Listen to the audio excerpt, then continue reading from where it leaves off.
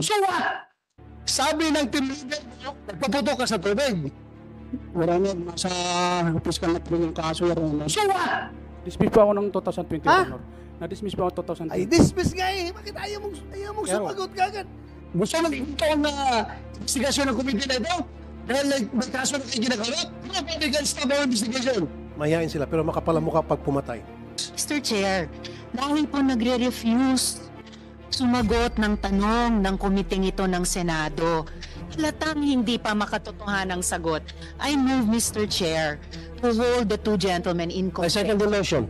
Regarding the death of Gerhard Jimboy Baltasar last August 2, 2023. Can we have the names of the 6 suspects from the PNP? Police PEMS Roberto Balais Jr., PSSG Jerry Maliban, PSSG Antonio Bugayong Jr., PSSG Nico Pines Esquilo, PCPL Edmark Jake Blanco, and Patrolman Benedict Mangada.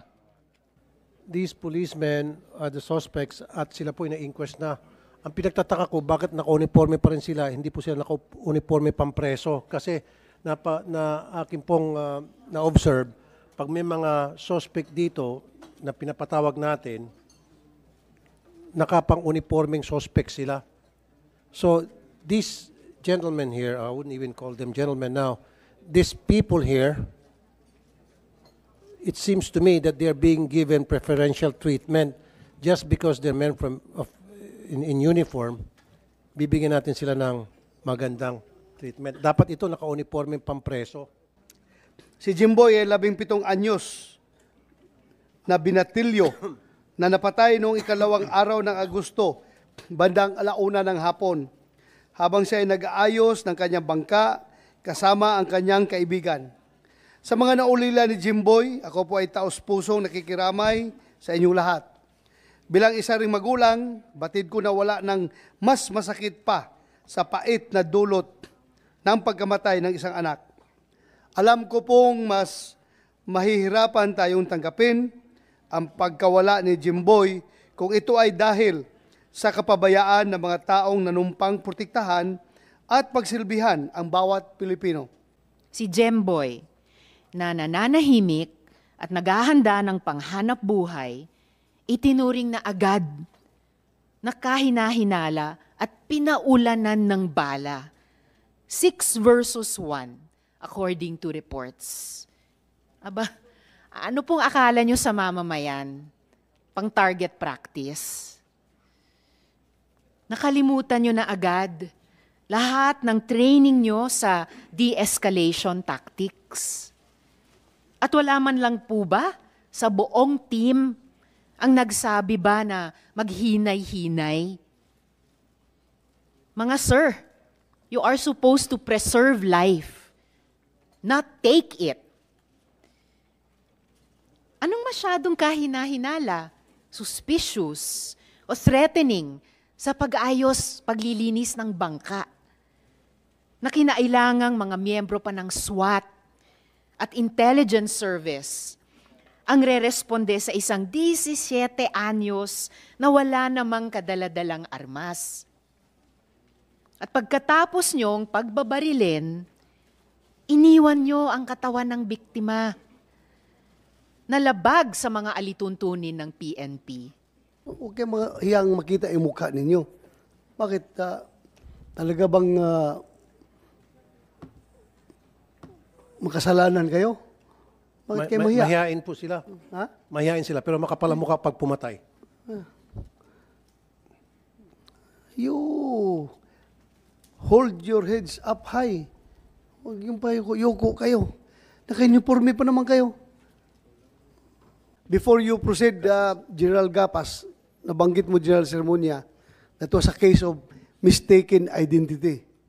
Alam mo, kahit na hindi mistaken identity yon, kahit na real identity yon ng suspect.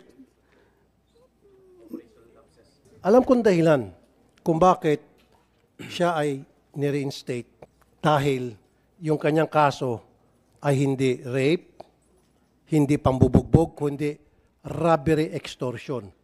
Ibig sabihin, magaling mag-produce ng pera ito. Kaya kung sino man nag-reinstate dito at ginawa itong operatiba, pinakikinabangan to. Kasi Dismiss ka, ha? Na-dismiss ka? Tapos na-reinstate? Hindi Nag-MR po. pala si MR. Hindi po, Your Honor. Ano pa lang? Naka-MR po ako, Your Honor. Hindi nga. Ang status ba? Na-dismiss ka? Na-reinstate? Hindi. Hindi po, Your Honor. So ano? Under suspension? Naka-MR po ako, Your Honor. Naka-MR ka. Eh paano ka, anong basis ng MR mo? Ano nga ang status mo? Bakit ka nag-MR? Ang ibig sabihin, Anong dismiss reason? ka. Dismiss po ako ng 2020, Ha? Your Honor. Na-dismiss po ako 2020. Ay, dismiss nga eh. Bakit ayaw mong Kaya sumagot ka agad? Dismiss ka pala. Nag-MR ka? Yes, Your Honor. Oh. Anong basehan ng MR? Ibig sabihin ni Chief, anong basehan ng MR mo? Wala pong ebidensya sa amin, Your Honor. Mr. Chair. Anong ebidensya? May pinakitang ebidensya, kaya ka na-dismiss eh, ikaw naman. Kaya ka na-dismiss because there was evidence against you, overwhelming evidence, so to speak. Ngayon, nag-MR ka. Meron ka bang additional evidence pinakita na para mabaliktad yung ebidensya na presenta against you? Meron po, Your Honor, yung sa kriminal po, Your Honor, dismiss po yung kaso sa akin, Your Honor. Ito ay magaling maghanap ng pera.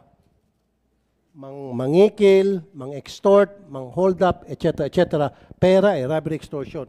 Kaya kung sino man ang nag-reinstate nito, sinadya at kinuha siya para pakinabangan, para pagkakitaan. Yun lang po yun. Yun ang kalakaran.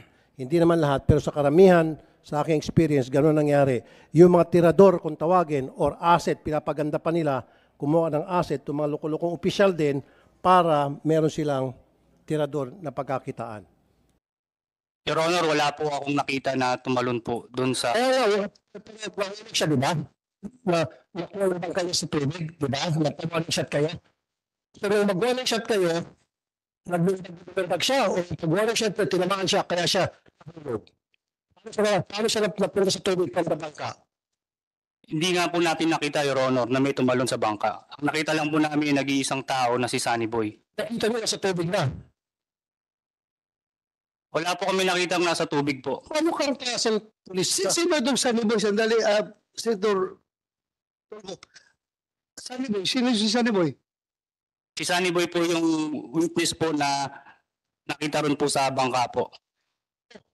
So paano nagpunta sa tubig si Jimboy, si Sunny Boy lang pinakita niyo, tapos sabi mo, kamukha ni Jimboy si Sunny Boy, si Jimboy, yung suspect niyo. Nakalito ka, Colonel ka ba, Captain? Sunny Boy, tapos Jimboy. Sabi mo, hindi nakita si Jimboy, si Sunny Boy lang. Tapos sabi mo, si Jimboy at saka yung suspect niyo, si Bonibar, magkamukha. Ano ba tayo na kuya? Your Honor, base lang po sa picture, ilan po ang Teka muna, picture na rito eh. Sabi mo, kasi sabi mo, wala mo si Bonibar. Tapos ngayon, kanina, namataan niya itong si Jimboy. Kaya pinagkamalan niya, mistaken identity. Ngayon sabi mo, hindi mo nakita si Jimboy. Ang kita mo Sunny Boy. Ito mo kami. Ikaw lang nito, hindi kami. Yung nakita po sa bangka po ay si Sunny Boy po. Paano siya pinapalapit sa ilog? Paano siya kinumpenta niya si Jimboy? Kasi yan sabi mo, mistaken identity. So, when you say mistaken identity, kinumpenta niya siya, pero mali pa ng pagkakumpara mo sa kanya. At sabi mo kanina, magkamukha sila.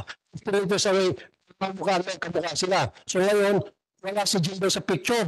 Saan si Jimboy? Saan galing yun? Galing sa langit? Sa tubig? Hindi ko po talaga nakita may tumalon po sa bangka, Your Honor. Paano nagpunta sa tubig, Captain? Paano nagpunta sa tubig si Jimboy? Sinabi po ni Sunny Boy po na tumalon daw po ang kanyang kasama. So, ibig sabihin, lumawag mo si Jimboy, tapos, hello, ako si Jimboy, babalin ka na, nangyari siya, ganun ba nangyari? Hindi po, Your Honor. O, kaya, paano nagpunta? Mr. Chair, ano na yung sabi nito? Kanina sabi niya, tinignan ko si Bernada at saka si Jimboy magkamukha ba kasi mistaken identity. Sabi niya, magkamukha. Ito sabi, pwede. Tapos ngayon, sabi niya, wala siya nakita ni Jimboy.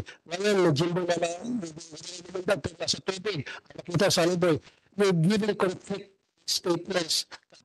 Nanito mo ka, ikaw ang nanito dito. Ikaw ang nanito dito, napapaikot-ikot ka. Mr. Chair. Siyempre lang. Yes, go ahead, Senator Risa. Salamat, Mr. Chair. Captain, paano nyo na-identify yung nasa tubig? Your Honor, sinabi po ni Sunny Boy nung siya po ay mapalapit na sa amin at usap na namin na tumalon daw po yung kanyang kasama. Tapos, Senator Risa, Chair.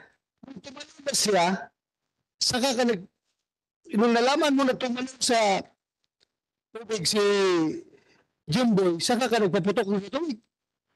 Your Honor, permission to talk. Yeah, I invoke my rights to self-interpretation, Your Honor. Ay, nako. Ano ka, idol mo sa Ibayo? Ha? No, Your Honor. Kaya, tinanong kita, sabi ng team leader mo, nagpaputok ka sa tubig. Your Honor, nasa opiskan na po yung kaso, Your Honor. So what? What? So what yung napiskan ng kaso nyo? Gusto mo ito ang investigasyon ng komite na ito? Dahil may kaso na kayo ginagawa? Nobody can stop our investigation. Pero muna ang Supreme Court dyan.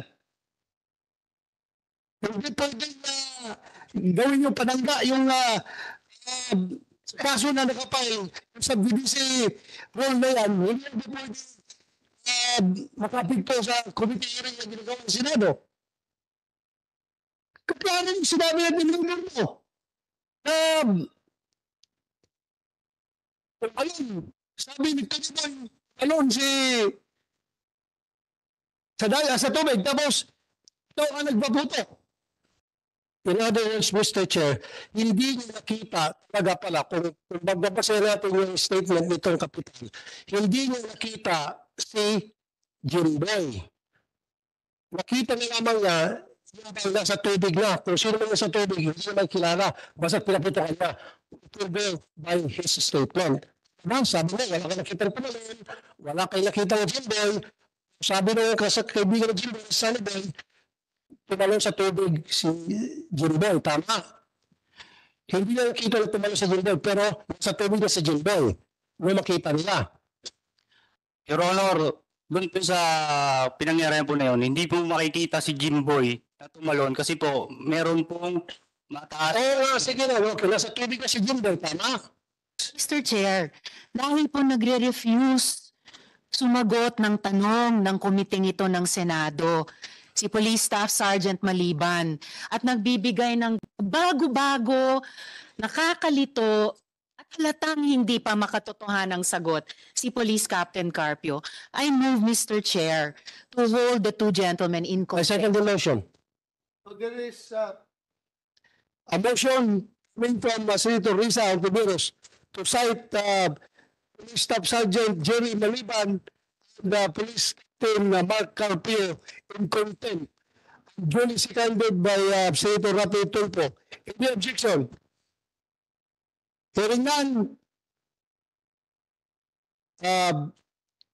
Police Captain Joseph Carpio and Police Staff Sergeant Jerry Maliban are hereby cited in contempt. So ordered. Police operational procedure, marami mga lapses sila, nakita ko rito, kaya masama silang pulis. Mga bulok kayong itlog ng mga member ng PNP, nakakaya kayo. Pero again, hindi ko nila lahat, napakarami pa rin po mabubuting member ng PNP. Kaya lang sobrang tinding ginagawa naman ito, pati yung mga mababait na mamantsahan sa pinanggagawa ng mga to.